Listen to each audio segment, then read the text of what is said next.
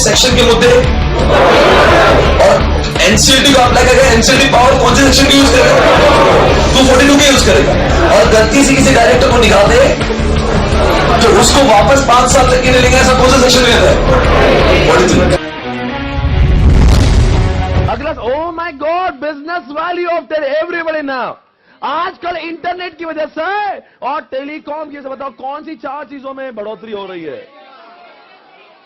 जवाब दो, जवाब दो। मेरे सारे फ्रेंचाइजी को क्लिक करके हाँ क्या आगे बोलो?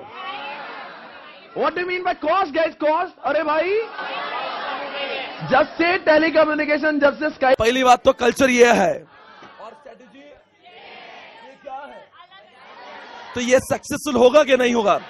Whenever you make strategy, you should understand the culture. If the culture and strategies are going against, it won't be easy.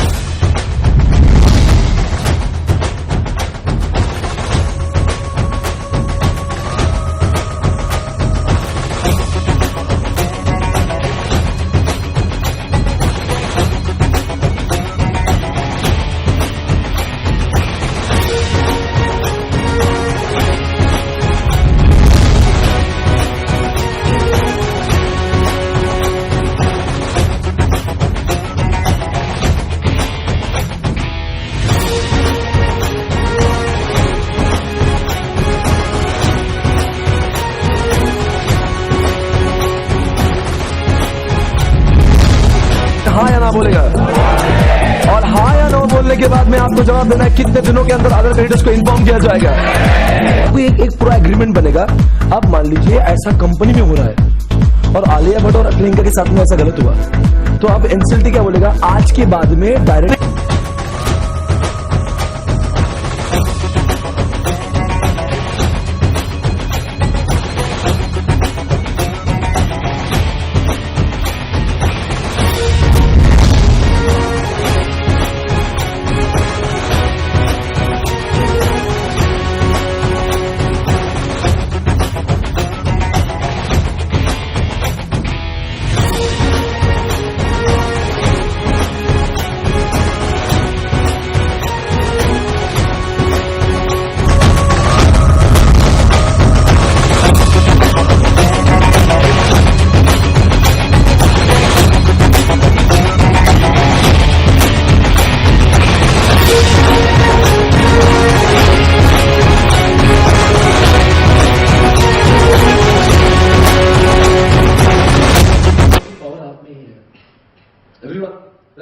बताओ मुझे कितने लोग हैं यहां पे बैठा हुआ हर बच्चा यही चाहता है कि यार मैं सब कर सकता हूं रोज में।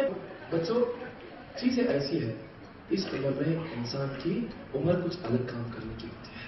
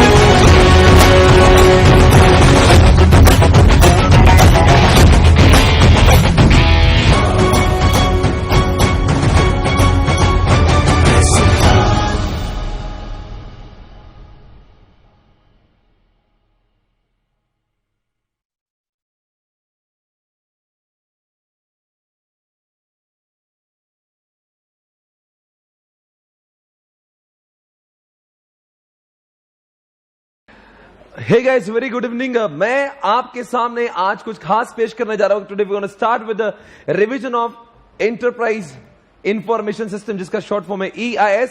सो today we gonna start with chapter number 4। और आपको ये रिवीजन स्टार्ट करने से पहले एक याद रखना होगा कि आप सभी के सामने चार्ट बुक खुला होना चाहिए। And those who are not having chart book, वो प्रॉब्लम में आ सकते हैं, बिकॉज इतने बड़े सिलेबस को साथ में करने के लिए आपके इसमें चार्ट बुक होना जरूरी है। दूसरी बात जो इंपॉर्टेंट है, अब मैं रिवाइज कराऊंगा, आपको बहुत सारी चीजें आएगी और कुछ चीजें नहीं भी आएगी।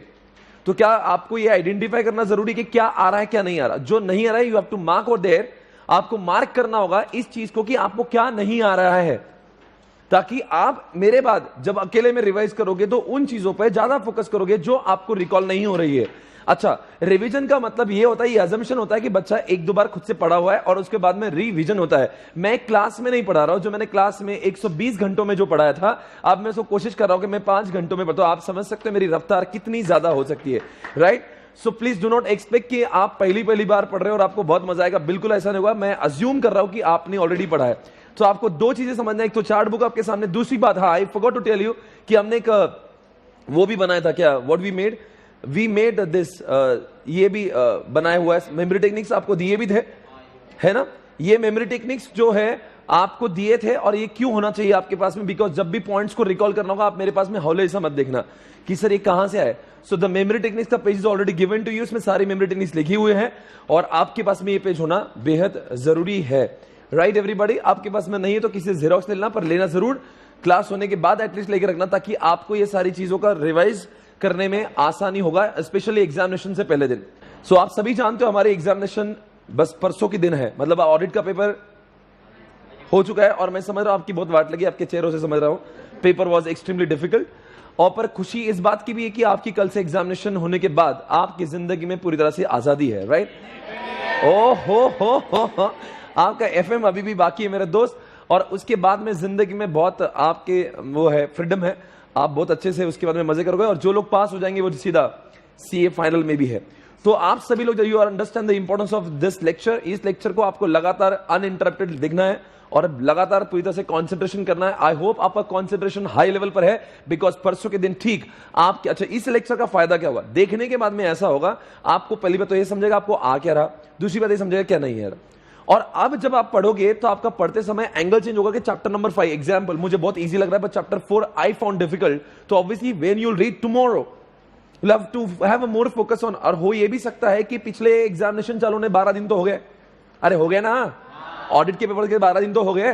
तो 12 दिन से आपने तो EIS को धक्का नहीं लगाया, मतलब सोचने वाली बात है कि 12-14 दिन और उसके पहले न जाने कितने दिन पहले आपने, तो कम से कम 15-20 दिन का तो गैप EIS में हो ही गया। तो आप हो सकता है you are reading it after long time. तो इसीलिए ये लेक्चर की वजह से आपको कल जब आप रिवाइज करने बैठोगे तो आपको एक क्या मिलेगा, बूस्ट मिलेगा कि नहीं यार मुझे सब। अगर आप directly if you start reading मतलब मेरे लेक्चर में नहीं बैठे और आपने सीधा लेक्चर चालू कर दिया, पढ़ना चालू कर दिया, तो you will not be able to recall fast. इसलिए इस लेक्चर का फायदा है, इसके बाद जब भी आप अगली बार पढ़ोगे तो आपको पढ़ते समय स्पीड मिलेगा। आप सभी जानते हो कभी कभी हम लोग पढ़ने लगते हैं, न जाने कितने टाइम वो पेज में चले तो पर वो पेज से आगे बढ़ते नहीं, वजह वो पता नहीं, वो याद ही नहीं आता। तो इस लेक्चर का ये फायदा है, सारे कॉन्सेप्ट आपके दिमाग में रिफ्रेश हो जाएंगे। इसके बाद जब आप कल पढ़ोगे तो आपको लगेगा वाह I know all the concept, आपका स्पीड बढ़ेगा। So please concentrate everybody, this lecture is gonna be very very important. So come on guys, check it out everybody. Now ये रहा आपके सामने चैप्टर नंबर 4 का पहला कॉन्सेप्ट। आप सभी जवाब देंगे दोस्तों, ट्रेडिशनल में और ई कॉमर्स में क्या डिफरेंस है। दोस्तों अब मैं अगर फ्लिपकार्ट की बात करूंगा तो बताएंगे दोस्तों ई कॉमर्स या traditional. Come on everybody, very good. अगर मैं यहां से शॉप पे जाके बाय तो ये ट्रेडिशनल है, वेरी गुड। अगला सवाल है कहां पे आप टच भी कर सकते हो और कहां पे आपको स्क्रीन के सामने बैठना है, कहां पे आप फेस टू फेस होते हैं और आपको स्क्रीन पे दिखता है। ई कॉमर्स आप बताएंगे दोस्तों एनीवेयर एक्सेस होता है, ये पुरानी बात है। फ्लिपकार्ट ई कॉमर्स और बिग बाजार की बात करूंगा, डिस्काउंट भी मिलता है। ई कॉमर्स आजकल ट्रेंड किसके लिए है, the organization is moving towards from traditional to.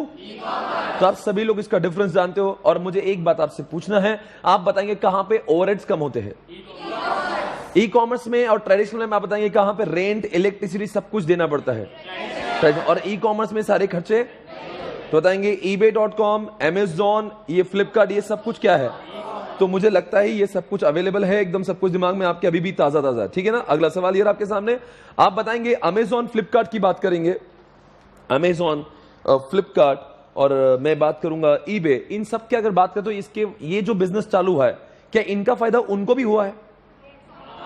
क्या इनका फायदा हमें भी हुआ है? हम कौन और वो कौन? वो सेलर है, हम कौन?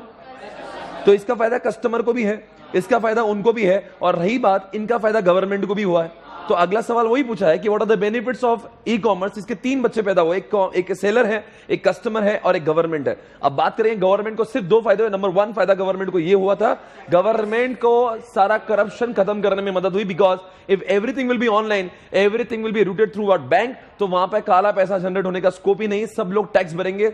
जैसे आज if I am getting everything, तो जाहिर सी बात है अगर मैं कुछ भी ऑनलाइन सेल करता हूं तो I am getting everything in what my bank account, तो मैं टैक्स चुराने का स्कोप ही नहीं रखता, मुझे झक मार के टैक्स भरना है, बिकॉज वो बैंक में आएगा। नंबर 2 बात, गवर्नमेंट को एक दूसरा फायदा हुआ। क्या फायदा होता? गवर्नमेंट को इकोलॉजिकली फायदा हुआ। मतलब कि अगर मान लीजिए अगर आप दुकान पे जाके परचेस करोगे, लाओगे, तो it will be again what, इसके लिए पेपर जाएगा, उसके लिए पेट्रोल जाएगा, दुकानें लगेंगी तो एसी जाएगा, न जाने कितना इलेक्ट्रिसिटी जाएगा। So don't you think it will be against our environment? तो आपको लगता नहीं ई कॉमर्स आने की वजह से ग्लोबल वार्मिंग बढ़ा है कि कम हुआ है? ग्लोबल वार्म होना कम हो गया ना, मतलब ग्लोबल वार्मिंग नहीं हो रहा है, राइट। अगला सवाल, हम जैसे कस्टमर को क्या फायदा हुआ? सस्ते में मिल रहा है, डिस्काउंट मिल रहा है, अवेलेबिलिटी मिल रहा है, एनीवेयर एक्सेस मिल रहा है, सस्ते में मिल रहा है, कंपटीशन उन लोग की है, वैरायटी हमको मिल रही है, गुड क्वालिटी मिल रहा है, आने जाने का और कन्वीनियंट है, अच्छा एक्सपीरियंस है, घर बैठे बैठे मैं करो रात दिन कभी भी, तो हम लोग को भी फायदा हुआ। And tell me the benefits to the organization. जो फ्लिपकार्ट जैसी ऑर्गेनाइजेशन को नो इलेक्ट्रिसिटी, नो रेन, मतलब no overheads. Number 2, they can reach anywhere in the world, they can reach anywhere in the world. अब उसकी दूसरी और एक बात, क्या आपको लगता नहीं इनका एक फायदा इनमें होगी, इनके बीच में इतनी कंपटीशन की इनका क्वालिटी अपने आप इंप्रूव हो गया। और बताओ क्या फायदे हुए?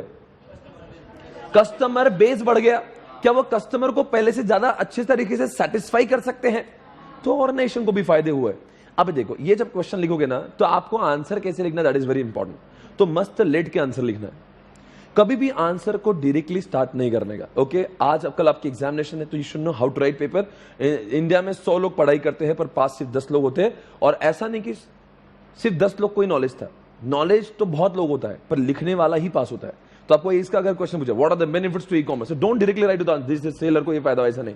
पहले लेट करेंगे व्हाट इज ई कॉमर्स, फिर लेट करेंगे what are the examples of e commerce. तो पहले what is e commerce 2-3 line, what are the examples of e commerce, Flipkart, Amazon, वो सब। और उसके बाद में व्हाट आर द बेनिफिट्स। तो ऐसे छोटे छोटे क्वेश्चंस बनाने के नीचे नीचे नीचे, और उसके बाद में what are the benefits to e commerce, और फिर उसके एक चार्ट बना के 3 बच्चे गिराने। नंबर 1 बच्चा सेलर, नंबर 2 कस्टमर, थोड़ा सा चार्ट, एकदम छोटा छोटा चार्ट बना के पास। वो एकदम सुंदरता मत करना अभी, क्योंकि आपके उसमें टाइम भी बहुत कम है। फटाक से चार्ट बनाने का और नीचे आने का। फिर आप क्या करेंगे, नंबर 1 सेलर, अंडरलाइन, कोलन, फिर बाद में बुलेट 1 2 3 4, वापस लाइन छोड़ के वापस नंबर 2, फिर आएगा कस्टमर, वापस उसका जो देंगे हेडिंग देंगे, अंडरलाइन, बुलेट, उसके भी 3 4 5 पॉइंट। तो ऐसा हॉरिजॉन्टल नहीं लिखने का, वर्टिकल लिखने का। आपके पास क्योंकि हॉरिजॉन्टल तो आपकी जगह कम स्पेस यूटिलाइज होगी, हम चाहते हैं जगह ज्यादा यूटिलाइज हो, बिकॉज जो ज्यादा क्वांटिटी में दिखता है उसको ज्यादा मार्क्स मिलते हैं। ऑब्वियसली हम लोग कुछ वाहियात नहीं लिखेंगे, आप बोलेंगे मैं कुछ भी ठोक के हूं, ऐसा नहीं लिखेंगे, quality, but it should look very quantitative as well. मतलब आपने ऐसा हॉरिजॉन्टल नहीं लिखने का, 4-4 पॉइंट नहीं लिखने, बुलेट लिखना है, 1 बुलेट एक लाइन पे, दूसरा बुलेट, समझ गए, it should consume lot of place also. और तीसरी बात आपको कौन सा, अभी कस्टमर हो गया, सेलर हो गया, तीसरी बात है गवर्नमेंट, उसको भी अंडरलाइन करूंगा उसके नीचे भी। तो इस तरह से आपका ये आंसर 1.5 से 2 पेज का हो जाएगा। तो जो आंसर आपका आधा पेज का होने वाला था उतना ही लिखकर 1.5 पेज का हो गया। तो अब देखने वाले के नजर में ऐसा होगा कि वाह इतना लिखा है, हालांकि आपने कुछ उसको येड़ा बनाया आपने। मतलब ये सिर्फ देखने वालों का नजर, देखो जो दिखता है वो बिकता है, अंडरस्टैंड। मैं वापस से कह रहा हूं, अगर वो दिखेगा ना तो बिकेगा कैसे?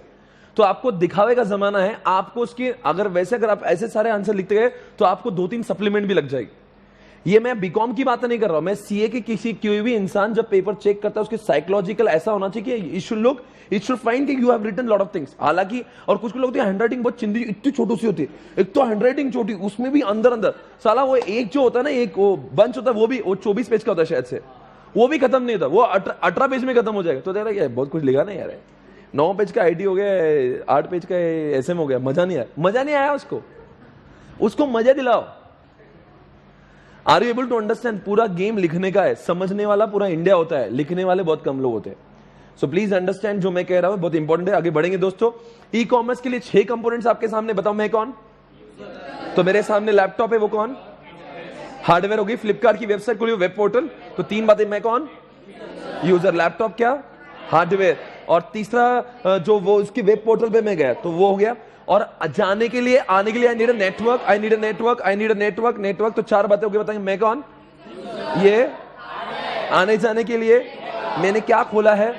But when I make the payment I need a payment gateway, तो ये गेटवे भी आ गया। सारी चीजें, I think it is over. आपसे मेरा एक सवाल अब है, अब एक है, ये ई कॉमर्स के वेंडर क्या चीज है? What is the meaning of vendor here? अरे sir, whenever you buy from Flipkart, you are not buying from Flipkart, you are buying from the vendors of Flipkart, right? So obviously, whenever you buy from Amazon, whenever you buy from eBay.com or Flipkart, you actually do not buy from those websites, you are buying from their vendors. But ऐसा लगता है कि हम लोग उन्हीं से ही buy कर रहे हैं. I hope you're getting this. So can you please revise all the 6 components? Number 1, मैं user, and वो कौन है? वो कौन? वो वेब पोर्टल है। हमारे आने जाने के लिए कौन सी लाइन होगी? और मेरे पास कंप्यूटर है, हार्डवेयर है। And when I make the payment, I'm using what? और last point, I am not buying from Flipkart, I am buying from what? That's all guys, over. अगला सवाल ये रहा आपके सामने दोस्तों। ओह माय गॉड, आपको पता है in this chapter we are having only 6 charts, okay? 6 charts है। आप सिर्फ ध्यान देना, मैं आपको आज बहुत ऊपर ले जाऊंगा। आपको ध्यान देना है। आपको ऐसा लगेगा, हो सकता है कि क्लास के बाद में आपने इतना अच्छे से पढ़ा ही ना हो, पर आपको मैं इस लेक्चर की वजह से इतना कुछ याद दिला दूंगा कि कल आप जब पढ़ने बैठोगे तो आपको लगेगा अब मुझे आ रहा है। आज आपको कॉन्फिडेंस लेके जाना है जो आपने खोया था, क्योंकि जब तक आप पढ़ोगे ना आपको लगता है मुझे आ रहा है कि नहीं आ रहा। आज आपको तसल्ली हो जाएगी नहीं आ रहा है। Okay fine. अब देखते हैं दोस्तों, there are 3 tiers, 1 tier, 2 tier, 3 tier. 1 tier मतलब कितने कंपोनेंट होंगे? 1। 2 टायर में और 3 टायर में सब कुछ तो याद है यार। You know everything about it. Why are you unnecessary worried about it? So not to worry about it. Tell me now, अगर मैं क्लाइंट भी वही है और सर्वर की मशीन भी वही है तो 1 टायर हो गया। बट आप सभी लोग जानते हो गूगल तो अलग एक मशीन है। गूगल मतलब एक गूगल पे सर्वर अलग होता है, और मैं अपने मोबाइल फोन पे भी गूगल देखता हूं, अपने इस मोबाइल पर भी देखता हूं, इस मोबाइल पर देखता हूं। ये सब क्या हो गया बच्चों? बताओ भाई, ये क्या है? अरे ये क्लाइंट है क्या सर्वर है? पर गूगल का डेटाबेस तो अलग है ना, तो मतलब गूगल अलग हो गया यार। तो ये 2 टायर क्या 1 टायर? 2 टायर, बिकॉज जब मशीन सर्वर्स की अलग होती है, क्लाइंट की अलग जब होती है, it is called as 2 tier. But आपके घर पे जो डेस्कटॉप है, जो आपने घर पे रखा है, उसका सर्वर भी तो हार्ड डिस्क तो उसके अंदर ही है, और जो उसका क्लाइंट है वो भी तो वही है। तो मतलब क्लाइंट की मशीन और सर्वर की मशीन आपके घर पे, लैपटॉप पे, आपके डेस्कटॉप पे तो एक ही है, तो आपके घर पे 1 टायर है। But when you access Google, it becomes 2 tier और 1 टायर। अब तीसरी बात, अब दुनिया में 2 टायर में कुछ प्रॉब्लम थी, इसलिए दुनिया में 3 टायर है। 3 टायर में एक कंपोनेंट आया जिसका नाम है एप्लीकेशन सर्वर। सब कुछ तो याद है यार, सुपर यार है। बहुत आगे जाएंगे। अब सुनो, अब बताओ, अब बहुत पढ़ने को टाइम नहीं लगेगा। There are 3 tiers only, 1 tier, 2 tier, 3 tier. 3 tier में एक तीसरा कंपोनेंट जिसका नाम है एप्लीकेशन सर्वर।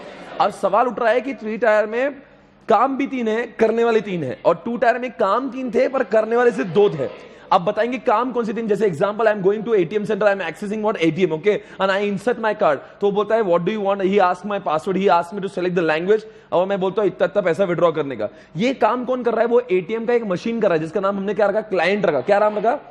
तो क्लाइंट क्या कर सकता है? यूजर से कम्युनिकेट करता था। What is the role of client? Communication. But when I ask कि मुझे मिनी बैलेंस, मुझे मिनी स्टेटमेंट चाहिए, बता मेरा बैलेंस कितना है, वो बैलेंस तो क्लाइंट में होता, कहां से आता है? वो सर्वर, डेटाबेस सर्वर से। कहां से आता है? तो tell me, what is the role of client? To interact with the user, and what is the role of database server? To store the information.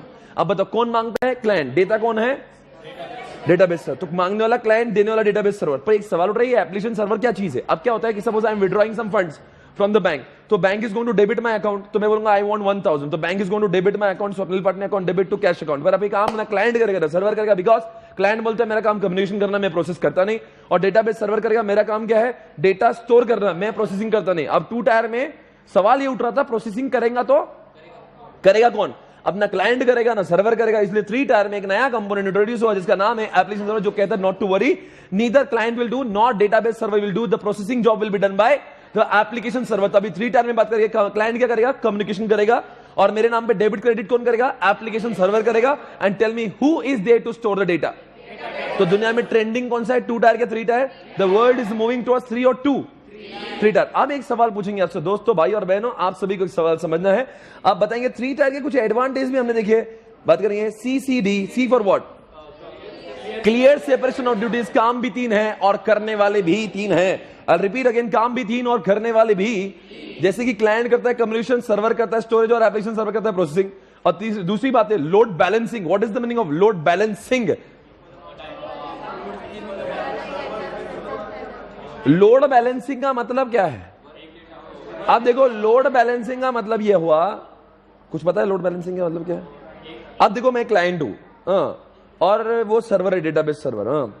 तो सारे के सपोज 1 लाख एटीएम सेंटर है और डेटाबेस सर्वर एक ही है, सपोज 2 है, तो सारे 1 लाख क्लाइंट वो एक ही डेटाबेस सर्वर पे जाके उसकी बजाएंगे दे दे दे दे दे दे।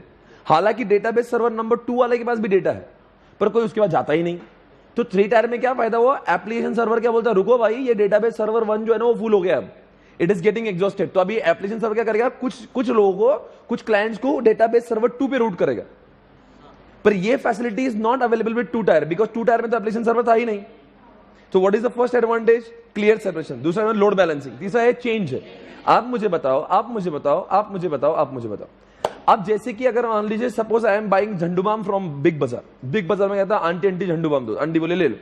अब ये आंटी के पास में जो लैपटॉप है वो क्लाइंट है, आंटी ने चलाया बारकोड। अब बताओ बारकोड गया है, अब बारकोड में क्या हुआ, मैंने 2 झंडू बाम ली। तो 2 झंडू बाम कहां से लिए? क्लाइंट से लिए। तो बताओ वो झंडू बाम का रेट कितना है? वो किसको पता है? सर्वर बोलता है मेरा तो काम स्टोर करना, I do not know the rate of Zandu balm. तो क्लाइंट बोलता है मुझे भी पता नहीं, तो पता किसको है? तो एप्लीकेशन सर्वर बोलता है रुको मुझे देखना दे, इसका रेट है 20 रुपए, 20 रुपए 50 पैसे। ओके, तो ये 20 रुपए 50 पैसे किसको पता है? तो अभी क्या होगा, वेन्यू से 2 झंडू बाम चाहिए, तो 20 रुपए 50 पैसे कहां जाएंगे? नहीं, बारकोड कहां जाएगा? Application server. तो एप्लीकेशन सर्वर के पास में वो रेट है, तो क्या करेगा, 20 रुपए 50 पैसे मल्टीप्लाइड बाय 2। ये काम किसने किया? ये बन गया 41 रुपीज। ये 41 रुपीज कैलकुलेट किसने किया? आप मुझे बताओ, गलती से ऐसा हुआ झंडू बाम के रेट बढ़ गए और इंडिया में 1 लाख बिग बाजार है, तब क्या 1 लाख जगह पे जाके झंडू बाम का रेट बढ़ाना पड़ेगा? अभी कहां रेट बढ़ाना पड़ेगा? तो अगर एप्लीकेशन सर्वर पे भी रेट बढ़ा दिए गए तो ऐसा अज्यूम करेंगे, बोलो जल्दी से, कि सारे क्लाइंट को मालूम चल गया। और सोचो अगर 2 टायर होता, should have gone to each and every client to increase the rate, but because of 3 tyre you don't have to go to each and every client, you just have to update what? तो इसीलिए change करना बड़ा आसान हो गया। इसलिए CCD लिखा है, C for what change, C for what clear separation, D for what load balancing, खत्म हो गया।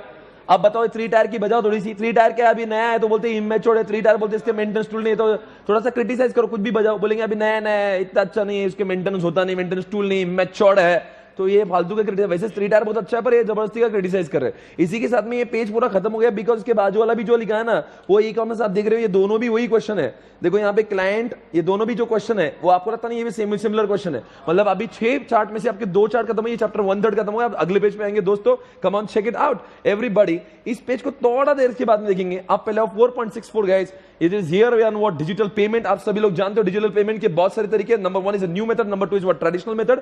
और ट्रेडिशनल को सबसे, ट्रेडिशनल मतलब क्या, एग्जामिनेशन में ये मत लेना old method. Do not use the word old because when you write in the examination you are supposed to use specific words, because ICAI जो है वो कुछ वर्ड्स की भूखी है। अगर आप उन शब्दों को लिखिए तो उनको बड़ी मजा आती है। तो इसीलिए दोस्तों जब when you read charts along with the charts do not forget to read volume number 1, because वो जो वॉल्यूम का डेटा होता है ना, वॉल्यूम जो मेन टेक्स्ट होता है, उसके कुछ शब्द जो मैंने अलग से मार्क करके आपको दिए हैं। हाँ, अपनी क्लास में हमने कलर नोट्स का प्रयोग किया था। कलर नोट्स के अंदर हमने ब्लू शब्द का इस्तेमाल किया था। वो ब्लू शब्द ऐसे ही नहीं थे, उन शब्दों का इस्तेमाल आपको एग्जामिनेशन में लिखते समय करना चाहिए to score high. If you do not use those words तो आपको इतने मार्क्स नहीं मिलेंगे जितने मिलना चाहिए थे, है ना। तो एम ही करके ब्लू नहीं दिए तो आपको, बिकॉज अदरवाइज आपका पेपर और बाकी आम जनता के पेपर में they won't find any difference. So please better use those words which are written highlighted. Okay, अब दोस्तों मैं क्या पढ़ रहा था, ये अब ट्रेडिशनल में देना 3 वर्ड्स। अब बताएंगे ट्रेडिशनल में ई वॉलेट मतलब ये है पेटीएम करो। नंबर 2 कार्ड है, debit card, credit card. Number 3 net banking. आप सभी जानते हो आजकल लोग लैपटॉप से ऑनलाइन बैंकिंग खोल के पेमेंट कर सकते हैं। तो ये पेमेंट करने के 3 तरीके बड़े आसान है। आप पेटीएम जानते हो। नंबर 2 कौन सा है, डेबिट कार्ड, क्रेडिट कार्ड आप सभी बच्चे के पास है। तीसरी बात नेट बैंकिंग से कर सकते हो। पर एक बात है, अभी आजकल आधुनिक तरह मोदी जी का जमाना चला दोस्तों, नए तरीके मोदी जी ने लाए हैं आपके लिए। नंबर 1 गाइस यूपीआई मतलब आपको वो करना है क्या, भीम। आपने कभी you must have heard about Bhim. और भीम में एक सिर्फ मोबाइल नंबर डाल के आप जितना चाहे उतना लुटा सकते हो। दूसरी बात दोस्तों IMPS, बट मैक्सिमम 50,000 तक। आपने कभी IMPS के बारे में सुना नहीं होगा, पर अगर मान लीजिए जैसे कि whenever you make the payment through net banking, आपको सामने वाले को ऑथराइज को पेई को रजिस्टर्ड करना होता है। But you make the payment through IMPS, you don't have to register that person. और 50,000 रुपए तक आप तुरंत ही किसी भी इंसान के खाते में ट्रांसफर कर सकते हो, बट लिमिट है maximum 50,000। Number 3 is what, mobile apps. Paytm करो। नंबर 4 गाइस मोबाइल वॉलेट से मतलब वो सर पेटीएम करो है। और मोबाइल ऐप जो है ओके भीम मतलब अगेन देखो मोबाइल ऐप, देखो मैं समझो देखो mobile app is not required to be only भीम। अभी ऐसे बहुत सारे अभी ऐप निकले आजकल, ठीक है ना, तो अभी इसका कोई सीमा नहीं। अभी Bhim is one of the mobile app. Okay भाई, वापस से बोलूं, देखो मोबाइल ऐप जो है, मोबाइल वॉलेट तो आप सभी जानते हो। मोबाइल वॉलेट के 2-4 एग्जांपल हो रहे, पेटीएम है, फ्री चार्ज है, बहुत आगे जाएंगे। तो आप मुझे बताओ ये आधार इनेबल्ड क्या है? You don't have to carry card, you don't have to use password, you don't have to use pin, you just have to carry your thumb को लेके जब थंब लगाओ, आनंद उठाओ। 10 भाई और बहनों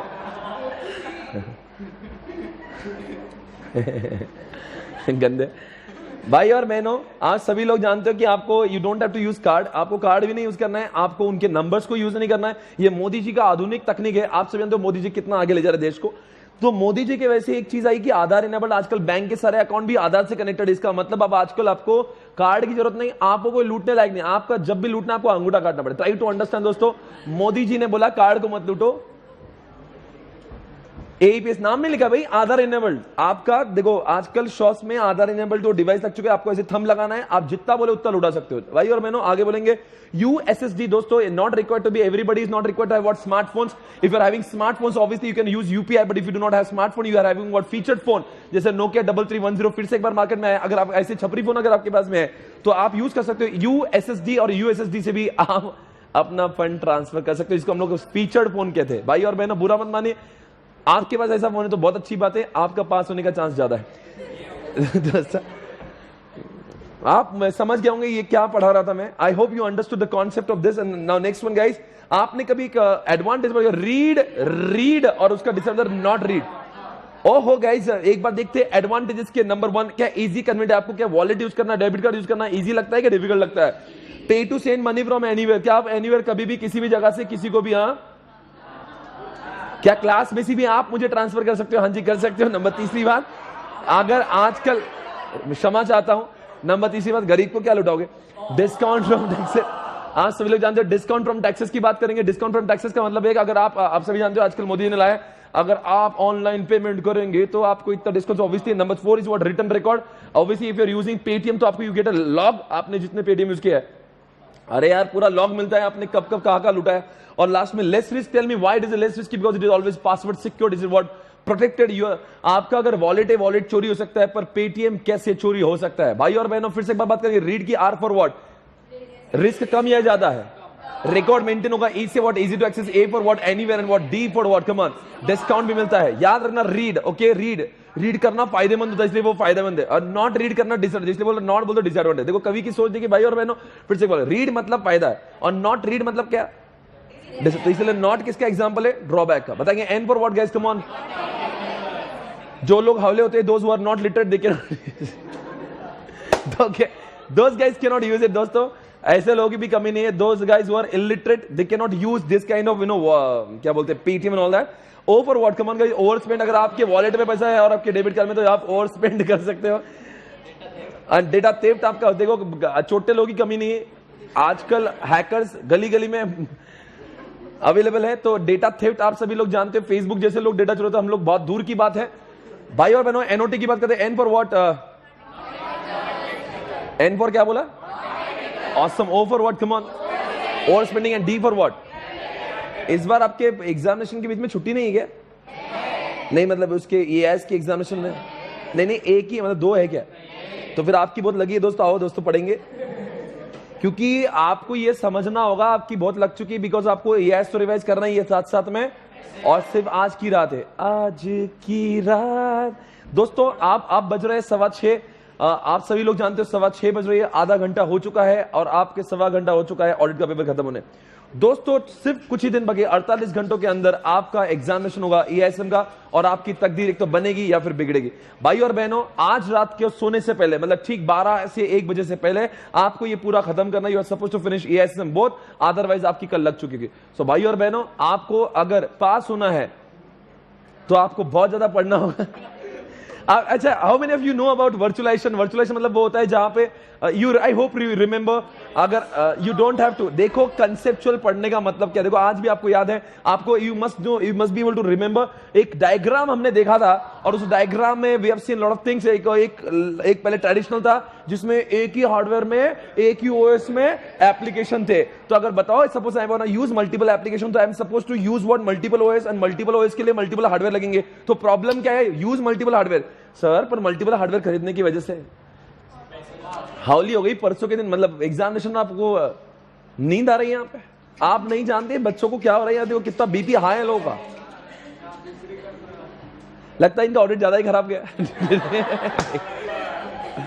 सो भाई और बहनों कोई बात नहीं है, जब तक जीवन है तब तक संघर्ष है, बेटा इनको संभालिए, बाकी लोग पढ़िए।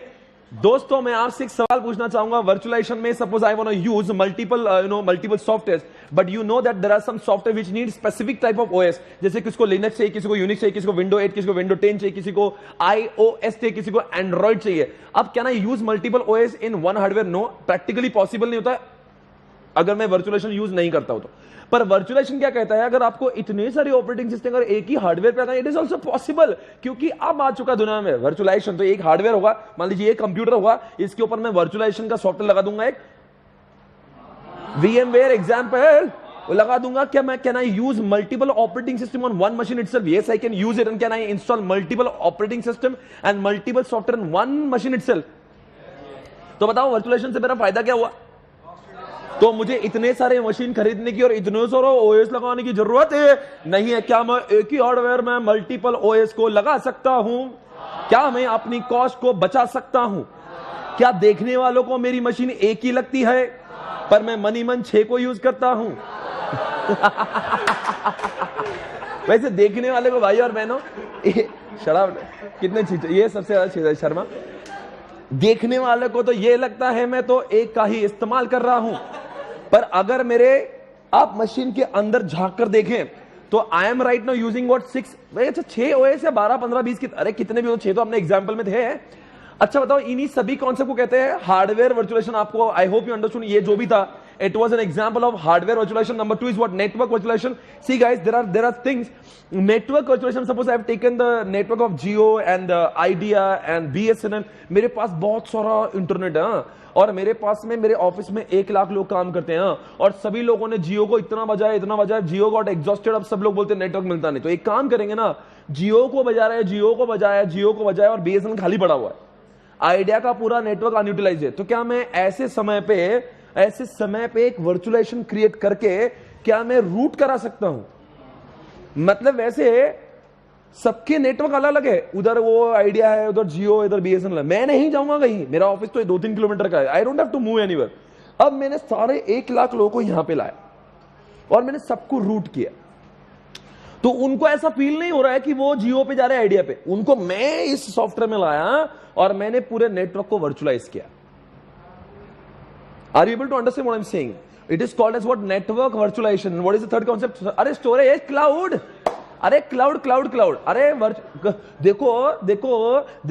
देखो इस हार्ड डिस्क, यहाँ पे जो hard disk is not hard disk को मैं देख सकता हूं, I can access my C drive, D drive. देखो मेरे पास में इस मोबाइल में जो भी स्टोरेज है 64 GB को, मैं उसको देख सकता हूं। ये मेरा वर्चुअलाइजेशन नहीं है बिकॉज उसकी मेमोरी मेरे पास में है, ये वर्चुअलाइजेशन नहीं है, पर मेरे पास कुछ ऐसा डेटा है जो मैंने क्लाउड पे रखा है, जो नहीं होकर भी होने का ऐसा से मतलब ही वर्चुअलाइजेशन है।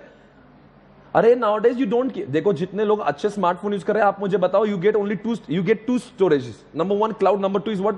Your internal memory.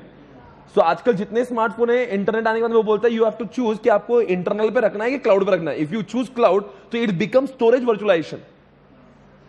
आपका स्टोरेज आपके पास में नहीं है पर है जरूर, है नहीं मतलब क्या? मोबाइल में दिखता नहीं पर जब चाहे तब मिल जाता है। अरे कह दो ना please. Yes that's all guys. अगला सवाल है सेवपुरी दाल तड़का। सेवपुरी दाल तड़का, आप बताओ दोस्तों, ये आपने कभी सुना सेवपुरी दाल तड़का? खिलाओ। काफी भूखे पैसे लोग इस समय हमारे समय बीच में बैठे हुए। आप भाई और बहनों कोई बात नहीं है, आप लोग सभी लोग बेटा आपको ज्यादा ध्यान देना पड़ेगा। सेव मतलब क्या होता है कि जो सर्व करते हैं ऐसे पूरी मतलब पोर्टेबल होती है, और दाल हमेशा डिजास्टर होती है, तड़का हमेशा टेस्ट करके ही देना चाहिए और तड़का बनाने का ट्रेनिंग भी होना चाहिए। भाई और बहनों आप सभी से एक बात कहना चाहूंगा, देखो दोस्तों, वर्चुअलाइजेशन के एप्लीकेशन है सेम, मतलब सर्वर कंसोलिडेशन। सोचो अगर वर्चुअलाइजेशन नहीं तो आई would have used 6 different machines, पर अब मेरे पास 6 है या एक ही है सेम पूरी, मतलब पोर्टेबल है। इसका मतलब क्या, वो 6 मशीन्स को मुझे ले जाने की जरूरत नहीं है, अब मैं एक मशीन को ही घुमा सकता हूं। मतलब ये पोर्टेबल हुआ कि नहीं हुआ? तो सेम पूरी दाल। डिजास्टर मतलब क्या, अगर मान लो 6 ओएस मैंने लगा कर गए और मैंने टैली को मान लो 6 के 6 इस पर डाल दिया, कंप्यूटर एक ही है पर मेरे पास ओएस 6 है, तो मैंने 6 के ऊपर अगर टैली लगा दिया और एक ओएस का टैली खराब हुआ तो, और दूसरे का भी खराब हुआ तो इसका मतलब डिजास्टर हुआ क्या नहीं, डिजास्टर रिकवरी हुआ क्या नहीं? बोलो सही पूरी है दाल। तड़का मतलब क्या, टेस्टिंग। अगर बताओ मुझे I want to test my software on what window 8, window 10, Unix, Linux, can I test this software on multiple OS?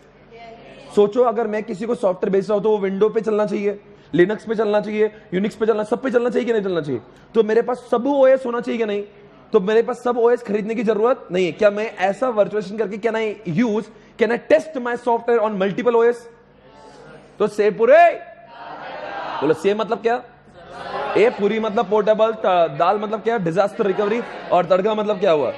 दोस्तों आप सभी जानते हो ग्रिड कंप्यूटिंग के बारे में, आप सभी ने ग्रिड कंप्यूटिंग को बहुत अच्छे से पढ़ा था। ग्रिड मतलब वो होता है जो ग्रिड होता है। ग्रीड मतलब एक आंटी का एग्जांपल हमने दिया था। Aunty wanted to go for some very important research and she was doing very complicated job, but she was not able to buy super computer, because super computer ही ऐसी चीजों के लिए लगता है। If you wanna do such type of calculation by using such kind of वाहियात computer, it will take hundreds of years. इसलिए aunty ने सोचा, इमोशनल हो गई aunty, she went to the market, she went to Tilak road to purchase what super computer, but when she understood the cost is more than 25 खोका, she came back, she cried. फिर वो रोई, मेरे कंधे पे सर रख के रोई। मैंने कहा आंटी डरने की कोई बात नहीं, मैं तुम्हारे साथ हूं, कम ऑन बेबी चिल। बोले अब ये कैसा होगा हल? अब मुझे बताओ कि ग्रिड कंप्यूटिंग के द्वारा मैं आंटी का प्रॉब्लम सॉल्व क्या, do I need to purchase super computer? No. मैंने कहा आंटी आपके ऑर्गेनाइजेशन में कितने बड़े लाखों कंप्यूटर, बड़े सब छिछोरे वाहियात है, किसी में भी इतना दम नहीं, बिकॉज सबका कंप्यूटर छोटा सा, छोटी रैम में, छोटा प्रोसेसर है। मैंने कहा कोई बात नहीं आंटी, अब आपके बाद में काम करेंगे, अब ये सारा काम हमने ग्रिड सॉफ्टवेयर को देंगे और ग्रिड इन काम का टुकड़े बनाएंगे पैरेलली। सो एवरी टुकड़ा, छोटा टुकड़ा और बड़ा काम का छोटा टुकड़ा will be send to every small donor. Donor मतलब वो होता है जो अपने प्रोसेसिंग पावर को आंटी को डोनेट कर रहा है। तो बताओ entire work will be given to whom? अरे बोलो ना। तो मान लो एक काम है और 1 लाख लोग हैं, तो 1 लाख टुकड़े बनाए, हर एक टुकड़ा छोटा टुकड़ा हुआ, वो कंप्यूटर को आसानी से कर लेगा और सारे लोग अपने काम करके मुझे वापस दे देंगे। तो बताओ जो काम आंटी को सुपर कंप्यूटर से होने वाला था, वो सुपर कंप्यूटर लेने की जरूरत है क्या नहीं है? Now aunty is not required to purchase super computer, still aunty is able to work like a super computer. So don't you think aunty is able to save the huge cost? So can you please tell me guys, there are the 5 components required for grid computing. Number 1 guys, come on tell me yaar, come on everybody. बताएंगे दोस्तों, computation का होगा donor के पास में, storage का donor के पास में थोड़ी टेम्परेरी स्टोरेज होना चाहिए ना, ताकि जब तक आंटी के पास में डेटा आएगा जाएगा, ये कम्युनिकेशन बिजी होगा, तो उनके पास में भी थोड़ा टेम्परेरी स्टोरेज होना चाहिए। नंबर तीसरी बात communication. Tell me why communication is required? Because data aunty से डोनर के पास और डोनर से आंटी के पास में आने जाने, don't you think you need a communication? And tell me why software is required? Tell me, एक काम को 1 लाख लोगों में टुकड़े में बांटना और उनसे काम करवा के लेना, ये काम तो आंटी का नहीं, it will be done by what? Software. ये software grid software which will divide the work into what many smaller parts, और वो चेक इट विल एंश्योर कि सबसे काम होकर आया कि नहीं हुआ। और लास्ट में what is that special equipments? देखो मान लो डोनर्स में भी कुछ खास डोनर्स होंगे जिनके पास में कुछ अलग टाइप का प्रोसेसर होगा या अलग टाइप का, तो उनको हम लोग क्या करेंगे, इस समय पे यूज करके उनको बाजू में रखेंगे, तो इन केस ऑफ इमरजेंसी हम उनका इस्तेमाल कर सकते हैं। देखो स्पेशल इक्विपमेंट मतलब क्या, see every donor has got see every donor is not equal, there might be some computers which are highly equipped, तो हम लोग क्या करेंगे, उनको ऐसे समय पे यूज करेंगे जब आंटी में विशेष काम होगा। अरे बोलो ना। तो 5 कंपोनेंट्स बताओ जाने आने के लिए। टुकड़े कौन करेगा? सॉफ्टवेयर। काम कौन करेगा? डोनर करेगा। क्या उनके उसमें टेम्परेरी स्टोरेज होना चाहिए? हो गया। अब दोस्तों आपने एक बेनिफिट्स पढ़े होंगे, यू आर। जिनको ये नहीं आ रहा होगा मेमोरी टेक्निक, वो ऐसे पेज का इस्तेमाल तुरंत करें। आप सभी जान सकते हो, यहां पे दिया यू आर, क्या लिखा है? You are parallel. इसमें नहीं क्या? कौन सा चैप्टर चल रहा है अभी? ओहो मैं भूल ही गया था, कोई बात नहीं। You are parallel and virtual resource, that's why I rely on your management. You are parallel and virtual resource, that's why I rely on your management. अब देखो मेमोरी टेक्निक आपको पसंद है नहीं पसंद है, पर इतनी बात जरूरी है, आईसीए को पॉइंट जरूर पसंद है। तो अगर आपको 2 ऑप्शन है, आप खुद से वैसे याद कर लिया, दूसरी बात है कि मेमोरी टेक्निक से याद करें, आपको जो कन्वीनियंट लगे। मेमोरी टेक्निक हमारे पढ़ाई का वो कंपोनेंट है जिससे आपकी पढ़ाई करने का जो है ना वो स्पीड बढ़ता है। मतलब अगर एग्जामिनेशन में क्वेश्चन आ गया तो आपको पता है यूआर पैरेलल का क्लिक हुआ तो you will be able to write all the points. अगर नहीं आता तो हो सकता है कुछ 4-5 पॉइंट लिखे, हो सकता है कुछ आपने इन हाउस 2-3 डेवलप कर ली जिसका कोई संबंध ही नहीं था। तो अगर कुछ लोग होते हैं उनको पता है 7 पॉइंट है, 4-5 खुद से लिखे, 4-5 तो बराबर लिखेंगे, पर उसको याद है 7 था, but you could write only 5। Bharat माता की जो 2 इन हाउस डेवलप करेंगे पर 7 जरूर लिखे। ट्राई टू अंडरस्टैंड, ऐसे आंसर लिखने से आप आपका इंप्रेशन की पूरी बजा रहे हो। इसीलिए दोस्तों अगर आपको एक्यूरेट हेडिंग्स लिखना बहुत जरूरी है। If you do not right accurate headings you will not be able. कुछ लोग मुझे पूछते हैं सर अगर हमने एक्यूरेट हेडिंग नहीं लिखा, हमने गलत हेडिंग लिखा पर अंदर का मैटर बराबर लिखा, बेटा वो अंदर जाएंगे तब पढ़ेगा ना। अगर हेडिंग गलत है तो वो अंदर जाएंगे ही नहीं। और दूसरी बात वाइस वर्सा देखते हैं, अगर मान लो हेडिंग सही है और अंदर का मसाला पूरा ऊपर लेके गए, कुछ लोग ना हेडिंग जोरदार लिखते और अंदर ऐसा बजाते ना जिसका हेडिंग का और आंसर का कनेक्शन ही नहीं है, देयर इज नो कनेक्शन। ऐसे लोगों की भी बहुत ऐसे बजाता है। ट्राई टू अंडरस्टैंड, पर यह बात तभी कम से कम एक बार अच्छी है कि हेडिंग सही है, क्योंकि अंदर पढ़ा तो प्रॉब्लम है ना, क्योंकि वो 7 पॉइंट है, he is not going to read all the points. इतना टाइम होगा नहीं, हो सकता है उसने 2-3 पॉइंट पढ़े, पर अगर सोचो 7 में से 2 पॉइंट रीड आउट किए और 2 पॉइंट में आपने इतना ठोका है, तो सोचो जो 5 अच्छे पॉइंट लिखे ना उसके ऊपर की श्रद्धा उड़ जाएगी। नहीं समझा आपको मेरा सवाल? इसलिए ठोकने की जरूरत नहीं। आप वो आपकी किस्मत खराब है तो हमेशा वही पॉइंट पिक करेगा जहां पे आपने ठोका है, तो बाकी वो पढ़ेगा। देखो he is going to do a sampling, who is not going to read everything. वो सैंपलिंग में ऐसा सैंपल नहीं उठना चाहिए। कौन सा सैंपल? जहां पे आपने बहुत बजाया है ना। तो भाई और बहनों, अंदर की चीज जैसे मैं आपको देखता हूं कितने लोग बजाते हैं यहां पे। बताओ रे बच्चों इसका मतलब क्या है? यू मतलब क्या? तो जितने भी डोनर्स अंडर यूटिलाइज थे उनका भी यूज हो जाएगा। आर मतलब क्या बोलिए साहब? रिसोर्स बैलेंसिंग मतलब क्या रे? रिसोर्स बैलेंस मतलब क्या है? जिन लोगों का, कुछ लोगों को हम लोग क्या करेंगे, जिनका काम नहीं उनको यूटिलाइज कर लेंगे। समझा नहीं मैं? अगर मान लो कोई आंटी है, उसका काम अभी रिसोर्सेज के खाली पड़े हुए, वो काम नहीं दे रही है, तो जिसको ज्यादा काम है उसको बैलेंस करवा देंगे। तीसरी बात पैरेलल मतलब क्या है? अरे 1 लाख लोग साथ में काम कर रहे हैं ना, पैरेलल ही होगा। नंबर 4 क्या है? वर्चुअल। आंटी के पास में सारे कंप्यूटर उड़कर नहीं आएंगे फिजिकली, आंटी के पास में 1 लाख कंप्यूटर फिजिकली नहीं आए हुए हैं, virtually she is enjoying the benefit of all the 1 lakh computers। access to additional resources का मतलब क्या है बताओ? see you are using their processor undoubtedly, पर अगर मान लो डोनर का प्रोसेसर के साथ में अगर उसका इंटरनेट का स्पीड अच्छा होता, आंटी ये भी बोलेगी देखो भाई तुमने प्रोसेसर देखिए मेरे ऊपर मेहरबानी किया, पर एक बार और मेहरबानी कर दो कि तुम्हारा इंटरनेट भी दे दो या तुम्हारा सॉफ्टवेयर भी दे दो। हो सकता है, देखो जरूरी नहीं है कि आंटी डोनर का सिर्फ प्रोसेसर यूज करेगी, aunty may use their internet, aunty may use their software. Said what की एडिशनल रिसोर्सेज का भी इस्तेमाल हो सकता है। What is the next point? Reliability. बताओ 1-2 डोनर मर गया, 10 कंप्यूटर खराब हो गए, is it going to make any difference? No, because reliability. यार भाई 10 डोनर काम नहीं कर तो कोई प्रॉब्लम नहीं, बाकी तो है ना। तो एक डोनर के मरने से कुछ नहीं होगा। It is always reliable. And what is the last point? Tell me, अगर सबके ऑपरेटिंग सिस्टम अलग होंगे, सब कोई डेल का होगा, कोई डोनर एचपी का होगा, कोई डोनर एसर का होगा, कोई तोशिबा का, कोई सोनी का, कोई किसी का भी होगा, यार एप्पल का होगा, तो आप मुझे बताओ क्या सबके कंप्यूटर एक ऑपरेटिंग सिस्टम के और एक कंपनी के होना जरूरी है? तो इसलिए बोलता है मैनेजमेंट करना बहुत आसान है। तो फिर से एक बार बताएंगे, you are parallel. You for what? Under. R मतलब क्या? रिसोर्सेज। पी से यू आर पैरेलल। पैरेलल मतलब पैरेलल। वर्चुअल मतलब वर्चुअलाइजेशन। रिसोर्स मतलब resources. That's why rely. Rely मतलब रिलायबिलिटी। और मैनेजमेंट मतलब आप सभी को कह रहे हो पॉइंट्स को याद करना बेहद जरूरी है। आप देखोगे उन लोगों के लिए कितनी प्रॉब्लम है जिन्होंने आज तक इन पॉइंट्स को याद ही नहीं किया। कई लोग बोलते हैं रट्टा मारने की जरूरत नहीं, पर पॉइंट्स को याद करना बेटा बहुत जरूरी है। आप कुछ भी कह लो, आईसीआई पॉइंट्स को देखती है, आपको पसंद पड़े नहीं पड़े वो आपका अपना पर्सनल मैटर है। आप बोलेंगे मुझे तो मत कर, अगले टाइम में जरूर करेगा। ट्राई टू अंडरस्टैंड दोस्तों, इस अटेम्प्ट में नहीं कर रहा तो मत करो, मेरा क्या है। दोस्तों भाई और बहनों बताएंगे दुनिया में 4 तरह के क्लाउड है, प्राइवेट, पब्लिक। अरे प्राइवेट, पब्लिक। लगता है आपकी एनर्जी डाउन हो रही है, उसको अप करें, बिकॉज एग्जामिनेशन सिर्फ 48 घंटे। एक बार बोलेंगे प्राइवेट, पब्लिक। आप बताएंगे जो मेरा है, जो मैं किसी और का नहीं, that is what private. But the any cloud which is available for others is called as what? Public. Private दोनों भूल गए क्या आप लोग? आप बताओ कितने टाइप के क्लाउड दिख रहे हैं यहां पे? मुझे एक बात पूछना है, बताओ, बोलो ना, कौन सा ज्यादा सिक्योर है, प्राइवेट या पब्लिक? बिकॉज मेरा डेटा मेरे घर ही है। और तो अमेजॉन वेब सर्विसेज जो ले लो या फिर वो ले लो, इट इज व्हाट? अमेजॉन, रैकनेट, अरे गोडैडी, सब क्या है ये पब्लिक है प्राइवेट है? और मेरी ऑर्गेनाइजेशन ने अपनी ही जगह पे क्लाउड बनाया, सारा एक कंप्यूटर रूम बनाया, सर्वर रखे, और अब सारा मेंटेनेंस मैं खुद करता हूं, एसी खुद की, बिजली खुद की, 2-3 इंजीनियर बैठा है जो मॉनिटरिंग करते हैं। ये सब क्या है? और मैंने सिर्फ पैसा किराया देता हूं मैं, आई don't have to pay, I don't have to buy anything, I just have to pay the rental charges, I don't have to manage anything public, I don't have to take the tension of management and administration maintenance. कहां पे third party will maintain? Public. कहां पे you have to maintain? Private. आप बताएंगे भाई और बहनों, private और पब्लिक में कहां पे पैसा ज्यादा लगेगा, कहां पे सस्ता होगा? Which one is more scalable? Public. Which one is more secure? कहां पे जब चाहे तब अवेलेबल? पब्लिक। क्योंकि प्राइवेट में कैसा है, अगर मान लो यू नीड मोर तो आपको मार्केट जाके खुद खरीदना है।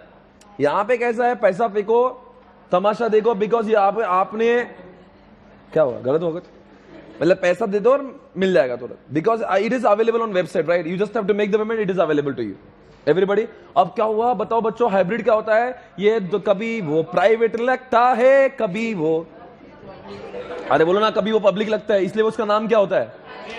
अब बताओ, पहले पहले मैंने शौक के खातिर प्राइवेट को यूज किया, पर जब मुझे मालूम चला उसकी कीमत बहुत ज्यादा हो गई तो मैंने कुछ डेटा पब्लिक पर भी रख दिया, तो मेरे पास क्या है, प्राइवेट भी नहीं है और पब्लिक भी नहीं। अब क्या मैं यूज कर रहा, हाइब्रिड। आप बताओ चौथी बात क्या है? ये लोग क्या करते हैं, जैसे कि कोई एक इंडस्ट्री के लोग हैं, जैसे मान लो सारे ऑटोमोबाइल के लोग या फिर सारे सीए कोचिंग के लोग, उन्होंने सबने मिला के एक क्या बनाया, क्लाउड बनाया। बिकॉज बताओ प्राइवेट क्यों नहीं? Because private, when they went for private they found it very costly, but why they don't want to keep their data on public? Because it is very insecure. तो बोले एक काम करते हैं, प्राइवेट भी चाहिए, सिक्योर्ड भी चाहिए, पर पैसा भी नहीं है, तो इसलिए क्या करा, सब लोगों ने मिलकर कॉन्ट्री किया। अब बताओ उसका नाम प्राइवेट क्यों नहीं? बिकॉज किसी के बाप का नहीं, सबका मिला के है। और बताओ वो पब्लिक क्यों नहीं? बिकॉज आम जनता के लिए अवेलेबल नहीं है, तो इसका नाम क्या रख दिया? हो गया, हाँ हाँ, हमारी सास कैसी हो? अंदर से बोलो, आप भूल गए क्या ढोगलो? अभी सास का तो जरूरत कल है एग्जामिनेशन में, पहले याद होने से कोई फायदा नहीं। सास तो कल काम में आएगी, बिका लिख लेना ही, इसके ऊपर एक क्वेश्चन हमेशा होगा। और सास का उपयोग आपको अगर याद नहीं तो लिख के हाथ पे लेके चल जाओ, बिकॉज वैसे भी एग्जाम में लिखना ही है। आपको वापस से कह रहा हूं, परसों के दिन जब सवेरे होगी, 2 बजे का पेपर होगा, 1 बजे लिख देना हमारी सास कैसी हो। और अगर एग्जामिनेशन में पकड़े भी गए तो बोला मैं सास की रिस्पेक्ट करता हूं,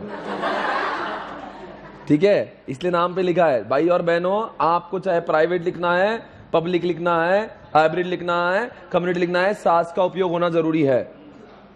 बताएंगे दोस्तों, हमारी सास कैसे हो? मतलब चाहे कुछ भी लिखेंगे तो इसका उपयोग होगा, चाहे एडवांटेज लिख ले आप, चाहे चारों का। आपको मैं एग्जांपल बताओ, सास, एस फॉर व्हाट? अरे जल्दी बोलो, टाइम नहीं मेरे पास। हाँ बोलो रे, एस फॉर व्हाट? लगता है आपका ध्यान नहीं है, क्या हुआ? S for what? Come on guys, scalable. S for what? S for what? A for what? A for what?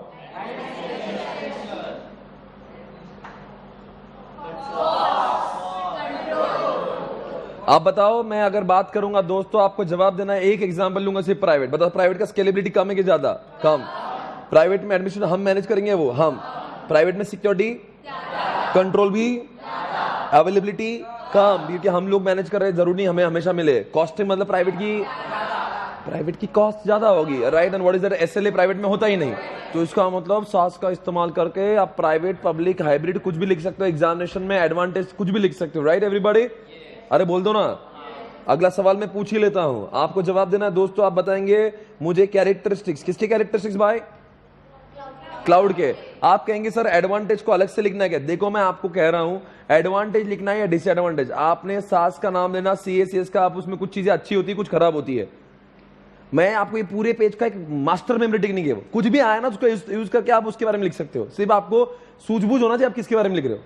If you know private, public, hybrid community, तो आप वो सास का इस्तेमाल बराबर कर सकते हो। अरे बोल दो ना, ऐसा याद मत करो ये एडवांटेज है, ऐसा नहीं बोलने का। वो सास को याद करने का कुछ चीज उसमें समझ ही जाएगी, एडवांटेज भी आ जाएगा। याद है आपको मैं क्या बोल रहा हूं? आप बताओ इसका सिर्फ कैरेक्टरिस्टिक याद कर लो। इफ यू इंक्रीज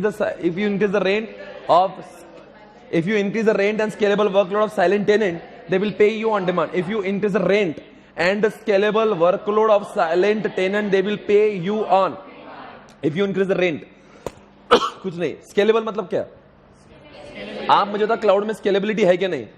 क्लाउड में आप बढ़ा सकते हो उनका कल्चर के, आपको 20 GB और चाहिए मिल सकती है आपको। हाँ, स्केलेबल वर्कलोड, क्या देखो एक स्केलेबल मतलब ऐसे होता था, वर्कलोड मतलब क्या इधर से इधर, आपको मैंने ऐसा ऐसा बोला था, ऐसे ऐसे बोला था, क्या एक सर्वर से दूसरे सर्वर पे वर्कलोड जा सकता है। स्केलेबल वर्कलोड, साइलेंट मतलब रेजिलेंसी। आप मुझे बताओ, whenever I keep my data on what Amazon web services, आप मुझे बताओ डेटा एक जगह पे होगा या मल्टीपल जगह पे होता है, तो अगर वहां पे आग लगे तो क्या दूसरी जगह पे जा सकता है क्या? हाँ, तो उसको बोलते हैं resiliency. If you workload tenant मतलब क्या, मतलब GoDaddy के पास में एक टेनेंट होगा या मल्टीपल होते हैं टेनेंट, दे विल पे मतलब क्या, पे पर यूज, आपने उतना ही पे करना है जितना आपने कंज्यूम किया है।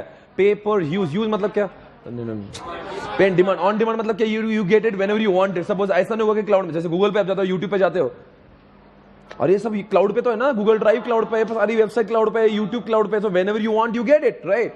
आप मुझे बताओ क्लाउड किसको नहीं बोलते? सपोज मेरे ऑफिस में कुछ डेटा है जो सिर्फ ऑफिस में जाकर ही एक्सेस किया, उसमें क्लाउड कह सकता हूं, पर data which I keep on what Google drive, I keep on what Dropbox, या फिर मैं अमेजॉन पे रखता हूं, can I access it anywhere, can I access it any time. तो इसलिए दोस्तों आजकल जो जमाना है, जैसे सावन गाना है या फिर आप गाना.com देखते हो, क्या आप लोग को आजकल मोबाइल में गाने स्टोर करने की जरूरत है? No, you don't have to, इसलिए बिकॉज डेटा क्लाउड पे वैसे भी कभी भी मिलता है, so why you have to store it on your mobile phone. तो जमाना is moving towards what, physical data storage toward cloud. या आप बताएंगे दोस्तों क्लाउड कंप्यूटिंग की 3 सर्विस मैंने, IaaS और PaaS and what SaaS, I spice and what SaaS. दोस्तों आप बताएंगे दोस्तों कि whenever I take services from cloud, एक तो वो एज अ सर्विस में से आई हो सकता है या पी हो सकता है, बट डिपेंड करता है क्या। अगर सपोज मैं जाऊंगा, अगर उनका सिर्फ सर्वर लूंगा, उनका स्टोरेज लूंगा, तो आप कहेंगे उनका इंफ्रास्ट्रक्चर एज अ सर्विस है।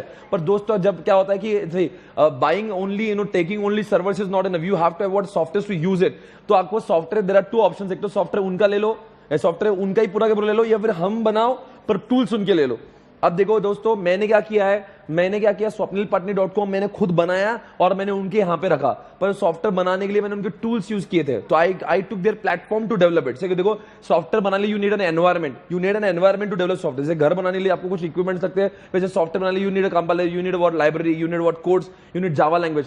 तो अब बताओ मुझे सॉफ्टवेयर बनाना है और सारी चीजें मैं खरीदूं तो कितना कॉस्टली हो जाता है। इसलिए मैं क्या करूंगा, उनको बोलूंगा भाई काम करो मुझे टूल्स दे दो, तो मैंने उनके टूल्स भाड़े पे ले लिए।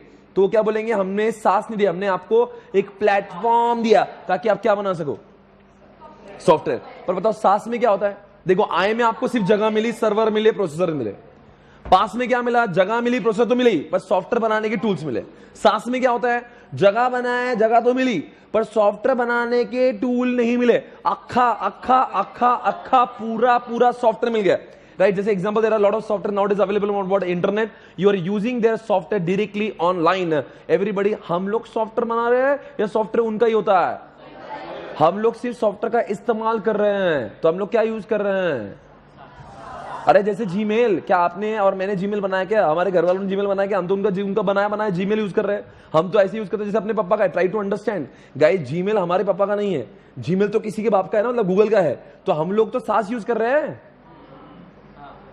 व्हाट्सएप क्या सास है? व्हाट्सएप हमारा है क्या? बोलते मेरा व्हाट्सएप, तुम्हारा है क्या? तुमने बनाया क्या? मैंने बनाया क्या? पर हम तो ऐसे जैसे अपना ही थे, तो बनाया क्या? वो तो सास है। It is a software as a service given by what, WhatsApp, Gmail. तो 3 बताएंगे, IPS। अगले पेज पे जाएंगे दोस्तों, ये पेज मेरा पूरी तरह से खत्म होगा दोस्तों। इस चैप्टर को खत्म होने में सिर्फ और oh my god it is gonna get over, ओ हो ला last page guys, come on everybody check it out. क्या पढ़ाई कर रहे हो मां कसम दोस्तों। BYOD, bring your own device everybody. क्या आपका जोश कहां है? ज्यादा पढ़ लिए भाई और बहनों, आपको बताना BYOD के लॉन्ग फॉर ब्रिंग योर, मतलब ओए हाय। देखो आपकी एग्जामिनेशन बस थोड़ी देर में चालू होगी। Try to understand guys, you have to be very serious when you recall, because आज जो जितना ज्यादा पढ़ेगा उतना परसों के दिन उसको बहुत मजा आएगा एग्जामिनेशन देते, वरना ऐसे मजे लेगी। भाई और बहनों आप जवाब देंगे क्या BYOD में you are gonna bring your, yes. See, if you all are working in my organization, I am not going to provide you my devices because I don't have to incur so much of cost. I will ask you because anyways you have got your own devices. So why don't you bring your devices when you come to the organization? So bring your devices because anyways you have having what smartphones, you are having what laptops, you are having iPad. तो आप अपने device लेकर आएंगे। सो बताएंगे ये सब आपके laptop लाने से मेरा क्या फायदा होगा? मुझे खर्चा करने की जरूरत नहीं, मेंटेनेंस करने की जरूरत नहीं। आपका लैपटॉप झक मार के आप मेंटेनेंस करोगे। बताओ आपको अच्छा क्यों फील होगा? Because you are using your own device. मुझे क्यों अच्छा लगेगा? बिकॉज मेरा खर्चा नहीं, मेंटेनेंस नहीं। अब बताओ आपका एफिशिएंसी बढ़ेगा बिकॉज आपको अपना लैपटॉप बड़ा फैमिलियर लगता है। तो बताओ तो दोनों का भी विन विन हो गया।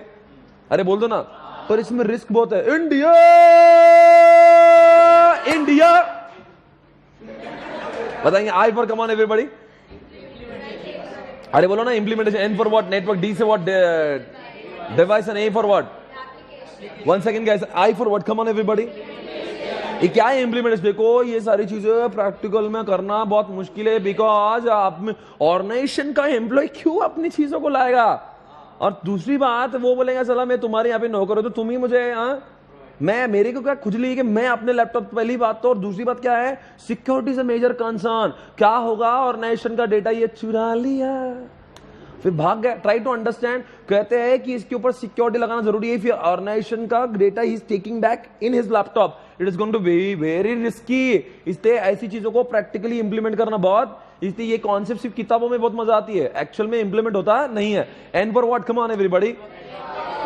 Network try to understand being the organisation owner I should at least understand कि मेरे नेटवर्क में कितने लोग हैं। साला मैं अपनी ऑर्गेनाइजेशन का ओनर होने के बावजूद मुझे यह तक पता नहीं है कि मेरी ऑर्गेनाइजेशन के नेटवर्क पर भी कितने लोग हैं। See if I would have provided you my own devices I would have known कि कितने लैपटॉप यूज हो रहे हैं। But since I have asked you to bring your devices, कोई आईपैड लाया, कोई लैपटॉप लाया, कोई कुछ लाया, मुझे यह तक पता नहीं है। मैं कितना बेबस, मैं कितना लाचार हूं कि मुझे यह तक पता नहीं कि मुझे स्कैन करना है किस किस को। अभी इस समय मेरे नेटवर्क में कितने लैपटॉप कनेक्टेड मुझे वो तक पता नहीं। मैं प्लानिंग भी नहीं कर सकता। D for what?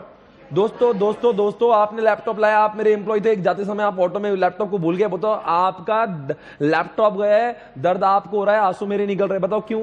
बिकॉज उस लैपटॉप में डेटा तो मेरा ही था। आपका क्या हुआ? ढूंढ लो, आप तो दूसरा लैपटॉप पर, मेरा क्या?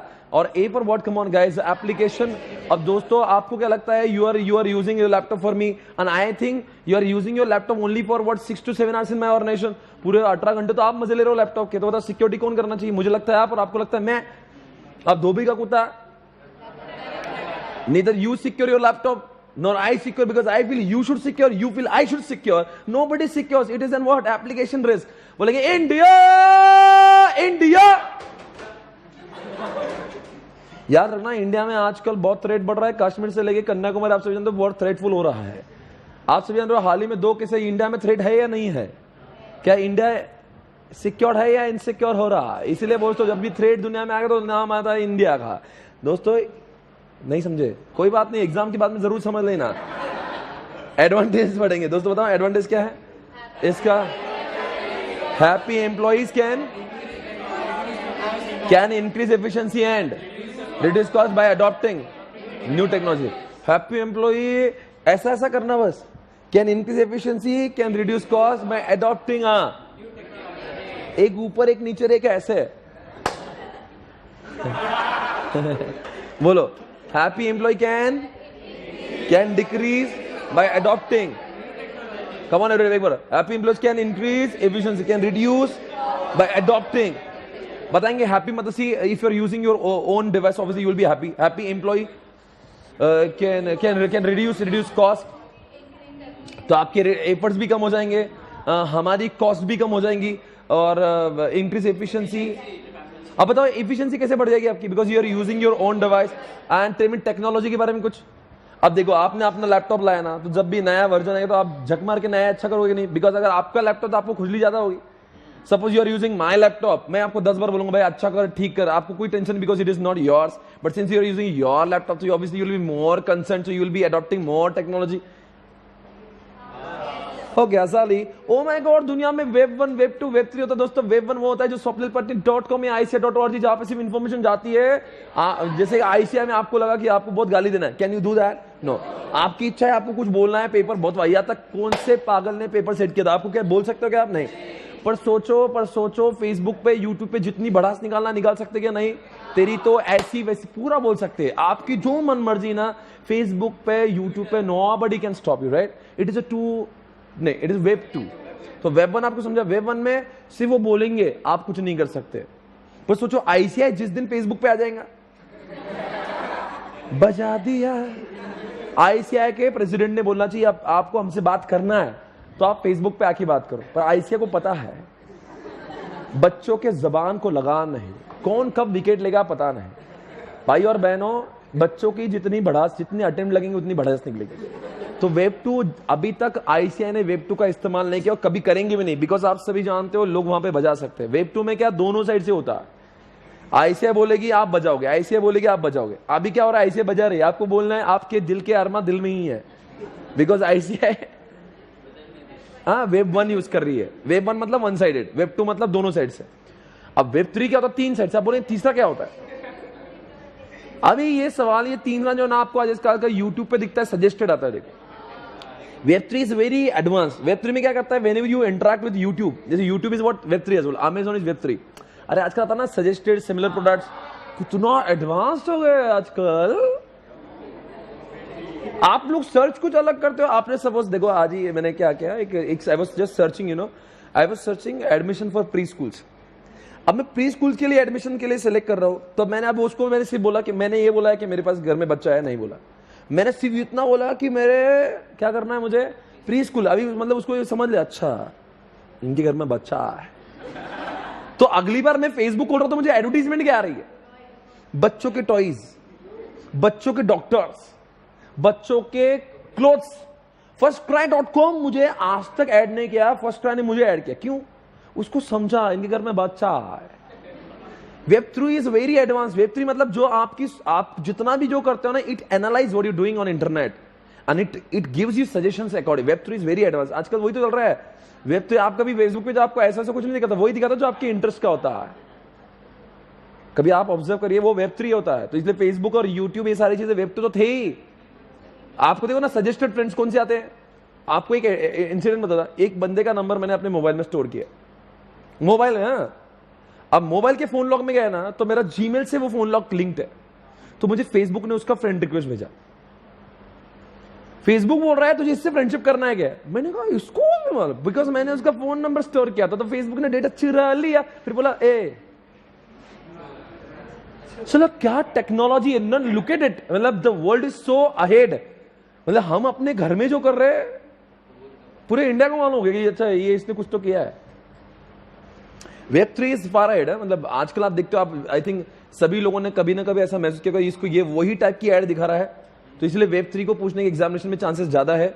आजकल फेसबुक का डेटा लीकेज का चल रहा है, आप सभी जानते हो। फेसबुक डेटा एनालिटिक्स कर रहा था, और आपको फेसबुक का पता ना, फेसबुक के ओनर को कितने कोर्ट में हैरेसमेंट कर रहा है आजकल, बिकॉज उसने पूरा डेटा चुराया था। Tell me why he was doing that thing, because ये सारा डेटा चुरा के सारे वेबसाइट को firstcry.com को किसने बोला?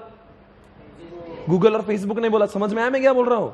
हम जो हमारा स्टेटस, हमारी जो चीजें है ना, वो फेसबुक एनालाइज करता है। और फेसबुक क्या करता है, सब करके वो बड़े बड़े कंपनियों को बेचता है। तो बड़े कंपनी उन्हीं को एडवर्टीजमेंट करती है जो उनके टारगेट है। firstcry.com आपको नहीं करेगा, बिकॉज आपके पास बच्चा नहीं है अभी। तो ऐसा सेंड टू ऑल नहीं होता है वो। ट्राई टू अंडरस्टैंड मैं क्या बोल रहा हूं। जो एडवर्टीजमेंट उसी को ही दिखाई जाती है जो उसके काम का है। I hope you are understanding what I am saying. तो ये पूरा गेम प्लान, तो फेसबुक का बिजनेस ये है। पर उसके चक्कर में उसने क्या किया, अपने पर्सनल अपना जो पर्सनल है वो डेटा भी चोरी कर लिया ना उसने। नहीं समझा उसको क्यों बजा रहे भाई, तू ठीक है बिजनेस कर रहा है, पर तेरे बिजनेस के चक्कर में तू ये भी जानता है कि हमारी पर्सनल जो चीजें है वो भी, उसका भी धंधा कर लिया उसने। वो भी आपको आपके एक प्रोफाइल बन गया कि आप किस टाइप का। अगर आपको जितने बार आपके बारे में जितना आपके घर वाले नहीं जानते, उतना फेसबुक का ओनर जानता है। आप किसको लाइक करते हो, किसको पोक करते हो, किसको वेव करते हो, आपकी स्टेटस, आपका लाइक्स, आपके कमेंट्स को, सारी चीजों को ऑब्जर्व कर रहा है और फिर आपको बोल रहा है अच्छा बेटा। तो ये क्या उसको बोलते हैं, डेटा एनालिटिक्स, जो आपको इसके बाद में पढ़ना है। इसके अगले चैप्टर में आता ना, उस तब मैं उसके बारे में इतना ज्ञान नहीं दूंगा। मैं अभी शॉर्टकट में अभी बता दिया, वो बाद में नहीं बताऊंगा। डेटा एनालिटिक्स बोलते हैं इसको। अभी चैप्टर 5 में आएगा डेटा एनालिटिक्स क्या होता है, बिजनेस इंटेलिजेंस। वो जब आएगा, मैं अभी ये उसका एग्जांपल, तो ये एग्जांपल जरूर टोक ना, ये एनालिटिक्स है। आपके डेटा वेस्ट नहीं होता है, वो सारी चीज आपके एक हाई, एक कमेंट, एक लाइक तक एनालिसिस होता है। समझ में आ रहा है? वो ऐसा वैसा नहीं, आपके लिए तो टाइम पास है। आपने किसका फोटो देखे, आपने जो सर्च किया ना वो भी फेसबुक देख रहा है। आपने कितने बजे किसको क्या देखा, आपकी चॉइस क्या, आप क्या सर्च करते हो। आपको तो मैं अकेले में बैठा हूं, मैं यूट्यूब में अकेले सर्च कर रहा हूं। भाई और बहनों गलत है, कोई तो है खुश हो रहा है। भाई और बहनों आपने इंटरनेट ऑन थिंग्स तो सुना ही होगा। आजकल सीसीटीवी पर भी इंटरनेट लगा हुआ है। अरे बोलो ना सीसीटीवी। और यहां तक कि मेरे घर पे एसी जो है, मैं यहां से कम ज्यादा कर सकता हूं। घर पे पहुंचने से पहले मैं एसी ऑन कर देता हूं। हाँ जी, आजकल दीवारें बोल उठेगी। इसका अर्थ यह हुआ है कि आपको मैंने एग्जांपल दिया, स्विमिंग पूल को कंट्रोलर करना है। अगर मैं स्विमिंग पूल में जाना है मुझे, तो 2 घंटे पहले से मैं उसका टेम्परेचर, मैं घर पे नहीं हूं, फिर भी मैं यहां से सिक्योरिटी कर सकता है। आप सभी जानते हो आजकल किसी ने आपके दरवाजे को टच किया ना, चोट्टे लोगों ने, तो आपको एसएमएस आता है, that is what internet on things. अरे यार जान दो आपका एक्सीडेंट हो गया, कभी ऐसा हो गया, आप बेहोश मैं भी बेहोश, हम दोनों को कुछ समझ नहीं आ रहा है, हम दोनों भी फोन करने के हालात में, वो इंटरनेट ऑन थिंग्स गाड़ी का एक्टिवेट होगा, वो खुद ढूंढेगा इसके आसपास का नजर। आप देखते हो आपको फेसबुक पे नियरेस्ट बोल के आता है, देखो नियरेस्ट, कुछ भी आप बोलो तो नियरेस्ट रेस्टोरेंट, नियरेस्ट, सब नियरेस्ट आता है उसमें। आप सिर्फ डालो नियरेस्ट तो जो बोलो दिखा देगा आपको। वो नियरेस्ट ढूंढता है इधर हॉस्पिटल की, वो हॉस्पिटल को कॉल करेगा, पुलिस स्टेशन को कौन कॉल करेगा? आप नहीं, मैं नहीं, कौन करेगा? वो डिवाइस करे, internet on things. I hope you are understanding this point guys.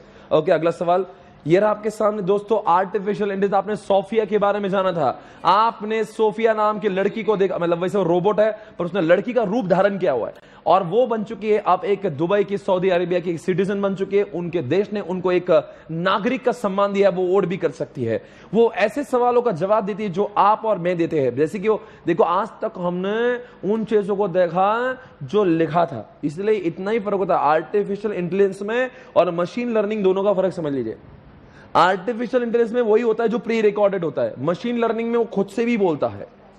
तो Sophia is an example of both. वो तो आर्टिफिशियल इंटेलिजेंस तो है ही, पर वो क्या करती है, मतलब जो उसके दिमाग में नहीं है ना, मतलब आपने देखो कोडिंग जो किया है, अगर वही बोले तो फिर वो एआई है।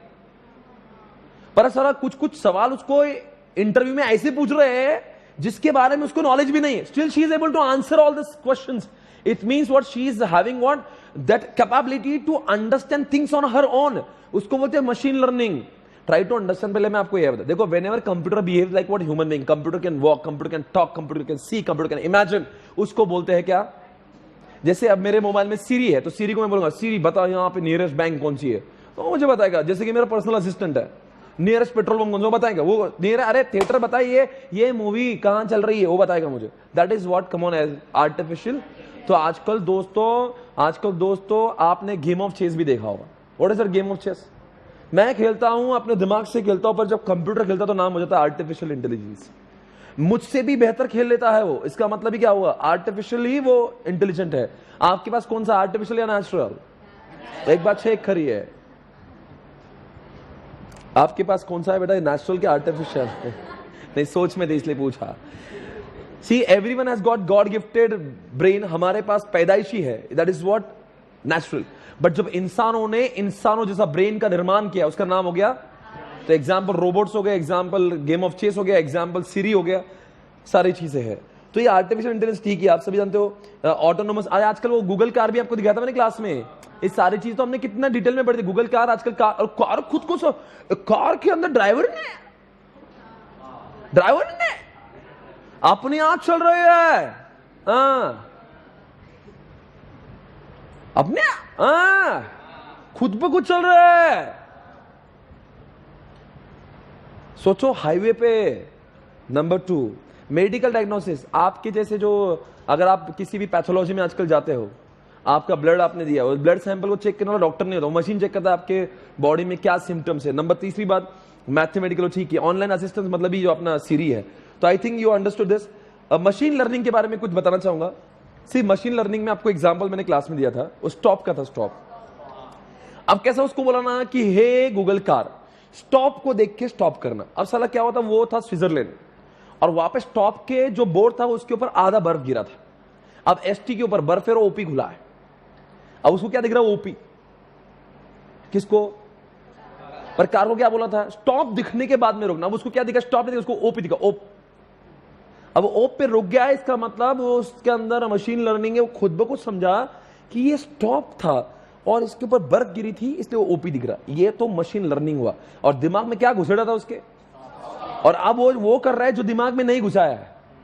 ऑटोमेटिकली वो काम कर रहा है जो उसको बोला भी नहीं था। That is what machine learning. Machine learning what, where you thinks, where robots and where the computers are learning on there. The Sophia and the stop wala car are the example of what machine learning. I hope you're understanding.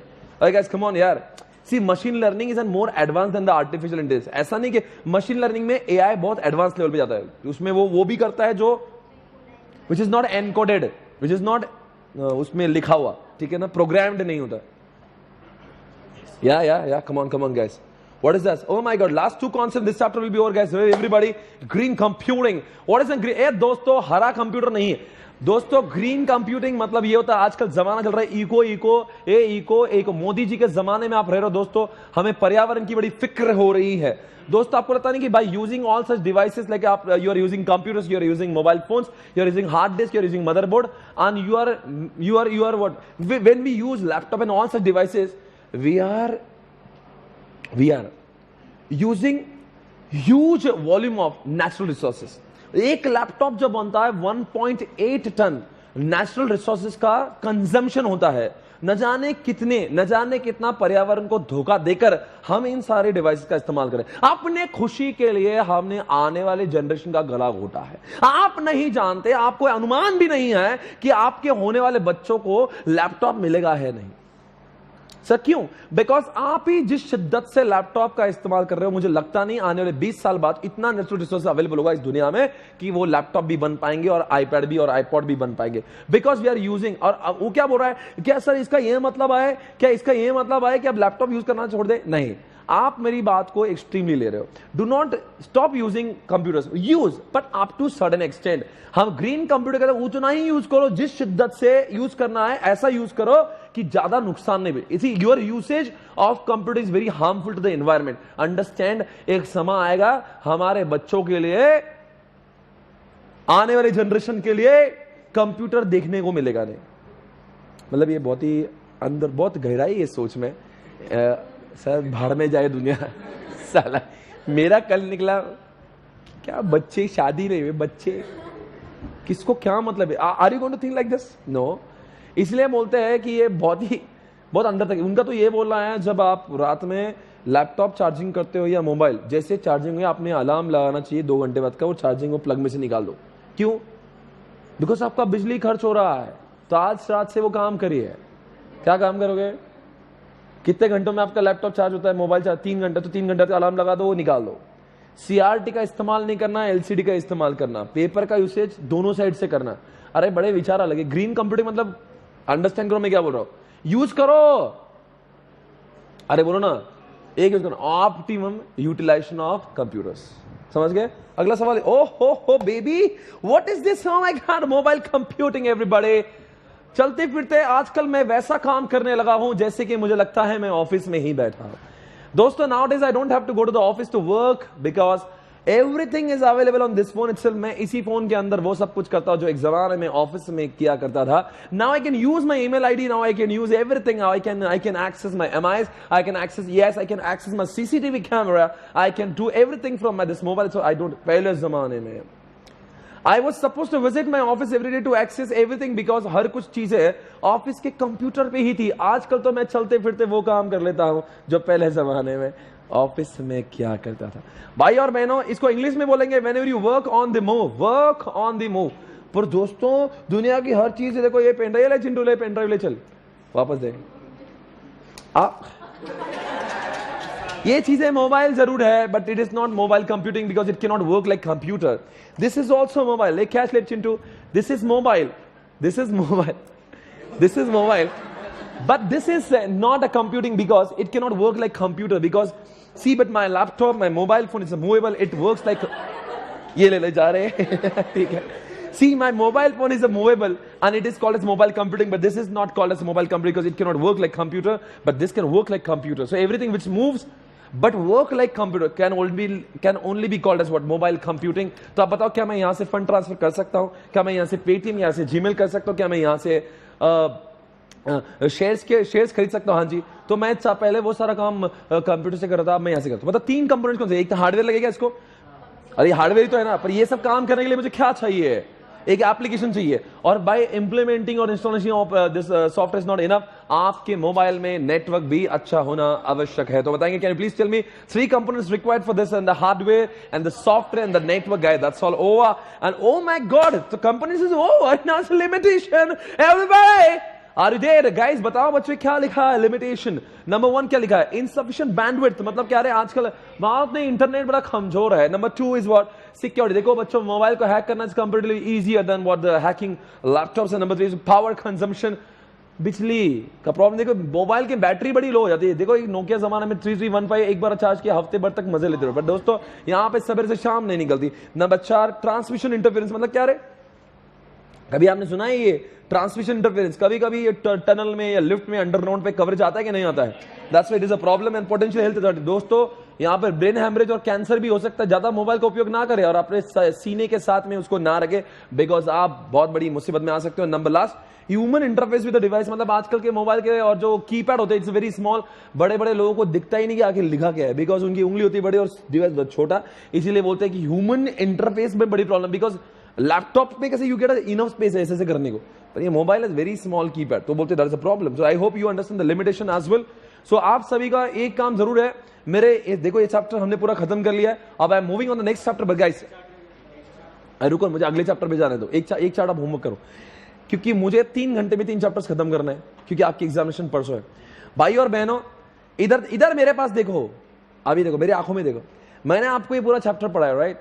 So what is the expectation from you? आप इस chapter के अंदर जितनी भी memory technique लिखी थी वो सारे मेमोरी टेक्निक का क्या करोगे आप? आपको रिवाइज करना है। कम से कम मुझे लगता है 6 से 7 मेमोरी टेक्निक्स थी, बट आपके इस मेमोरी टेक्निक में से एक आधा 2 क्वेश्चन एग्जामिनेशन में आया तो आपको पूरे मार्क्स मिलना चाहिए। ऐसा EIS का पेपर 60 मार्क्स के लेगा, out of which you have to solve 50 marks. But उन 60 मार्क्स में से अगर सोचो 2 या 3 क्वेश्चन भी अगर आ जाते हैं जो मेमोरी टेक्निक बेस्ड है, तो उसमें से पूरे के पूरे मार्क्स आपको श्योर शॉट मिलेंगे। और एक होता है फ्लो चार्ट 8 मार्क्स का, वो भी श्योर शॉट मिलना चाहिए। मतलब 15 से 20 मार्क्स के क्वेश्चन ऐसे होना चाहिए कि आप में उसमें कोई भी डाउट आपको नहीं कि वो जाएंगे नहीं आएंगे, और बाकी में से आधी भी आ गए तो हम पास हो जाएंगे। First of all what you have to secure passing. 60 में से 60 ऐसा नहीं होता है, हर 60 में से हर मार्क आप ठोक नहीं सकते हो। 20 मार्क ऐसे ठोकना ना, 20 में से 18 आना चाहिए। देखो ट्राई टू अंडरस्टैंड, ऐसा पेपर पूरा अपने पापा का नहीं होता क्यों पूरा ठोक देंगे। कैसे ठोक देंगे? क्या बीकॉम है क्या? ऐसा क्या हमारे फैमिली ने पेपर नहीं बनाया? अंडरस्टैंड वन थिंग, पेपर में डिफिकल्टी होगी, पर आपको यह पता होना जो सिंपल फुल टॉस बॉल है ना उस पर छक्का बैठना चाहिए, और जो डिफिकल्ट है उसमें डिफेंस करना चाहिए, आउट नहीं होना चाहिए। यॉर्कर है तो आउट नहीं होना चाहिए। वो उतनी समझ, देखो 2 टाइप के पेपर होता है, डिफेंस होता है कि अटैकिंग होता है। You first of all before you start paper you should no attack वाला है तो कितने क्वेश्चन अटैक वाले। जो अटैक वाले होंगे ना उसमें से 80-90% मार्क्स आना चाहिए। मतलब ये 30 मार्क का पेपर होगा, जो बोलते एकदम नहीं कि ऐसे लल्लू पंजो होगा, तो 30 में से आपके 25-27 मार्क बैठना चाहिए। और बचे 30 में से मान लो बहुत डिफिकल्ट है, बहुत ही डिफिकल्ट है, या एवरेज है या कुछ है, तो आप मान के लो उसमें से 40 से 50% भी मार्क्स है, तो 30 में से 15 आ गए, या मान लो 12 मार्क्स है, बहुत 12 है, और इसमें से 30 में से 25 है, मतलब सॉरी 20 में से आपने कितने लाए, इधर से 30 में से 18 आ गए, 30 में से कितने 28 आए थे यार, 25 आए थे, और बाकी 12 है। तो अगर ऐसा होना तो 37 मार्क्स से 35 मार्क्स आपको आ जाएंगे। आप 35 इसमें से, और एसएम तो अभी बाकी है। तो अंडरस्टैंड, आपको ऐसा नहीं फील होना, जैसे when you right the paper ऐसा नहीं होगा कि हर चीज आपको बहुत सिंपल लगेगी। तो do not get demotivated after seeing the paper. कुछ क्वेश्चन होंगे ना जो आप बोलेंगे सर कहां पे पढ़ा ही नहीं था।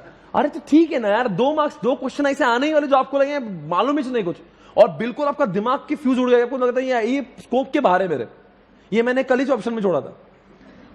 ऐसे क्वेश्चन 2 होंगे। इतनी किस्मत हमारी अच्छी नहीं कि सारा अपने को आएगा, 2 क्वेश्चन तो आएंगे नहीं, और इसीलिए ऐसे क्वेश्चन कभी कभी होगा ए बहुत अच्छे से आ रहा, बी नहीं आ रहा, तो ऐसा होगा ना, तो आप अकेले नहीं हो, पूरे इंडिया में ये प्रॉब्लम सबको आएंगी। पर ऐसे समय पे आपको ये पता होना जो मुझे अच्छा आ रहा है ना उसमें से मेरे मार्क्स कट होना नहीं चाहिए, इतनी तैयारी आपकी होना चाहिए। मतलब पेपर तो बताओ, अगर सारे क्वेश्चन आने लग गए तो फिर ये सीए का एग्जामिनेशन नहीं माना जाएगा। अंडरस्टैंड करो मैं क्या बोल रहा हूं। आपको ये पूरा भरोसा होना चाहिए कि ये आने ही वाला है, ऐसे 2-3 क्वेश्चन, आपका मन की तैयारी बनाओ। वरना क्या होता है इसमें मालूम है, जो बच्चा तैयारी नहीं करके आता उसको लगता है 3-4 क्वेश्चन उसने डिफिकल्ट देख लिया ना, वो डिमोरलाइज हो जाता है, उसको लगता है मुझे कुछ भी नहीं आ रहा है। ऐसा नहीं सोचने का, सब लोग ऐसे हौले से बैठे होते हैं। हर एक आदमी का अपना एक वीकनेस होता है, सबको 15-20 मार्क का आता ही नहीं है, पर हम लोग उसको छोड़ेंगे नहीं ना, करेंगे कुछ ना कुछ तो लेके आएंगे, मिलेंगे तो नहीं बोलेंगे। पर जो आ रहा है वो इतना अच्छे से आना चाहिए, मतलब 90-95% मार्क्स आना चाहिए उसमें से। फिर उसमें इतना मस्त उसके डायग्राम, चार्ट, ये वो, इंट्रोडक्शन, एग्जाम्पल्स, फिर उसमें पूरा रंगीला कर दो उसको। फिर उसमें से 4 में से 3.5 आना चाहिए। Are you able to understand? अब जो नहीं आ रहा तो नहीं आ रहा यार, ठीक है, उसके घम पछतावे में आपको बैठना नहीं है, वो गया तो गया, पर जो आ रहा है वो माहौल बना। अब देखो क्रिकेट भी जब देखते हो, हर बॉल पे कुछ बॉल डॉट बॉल भी जाते हैं यार, कुछ ओवर पूरी मेडन जाती है, पर कुछ ओवर में तो 25 रन भी बन जाते हैं। तो ऐसा आपको क्रिकेट का गेम याद रखना है। फिर भी तो ऐसा होता है ना, कई और मैदान जाने के बाद में भी टीम जीती, पर जो आपके लायक होता है ना उसमें आपने बहुत खेलना चाहिए। Are you able to understand what I am saying? Okay guys, I am moving on the next chapter everybody.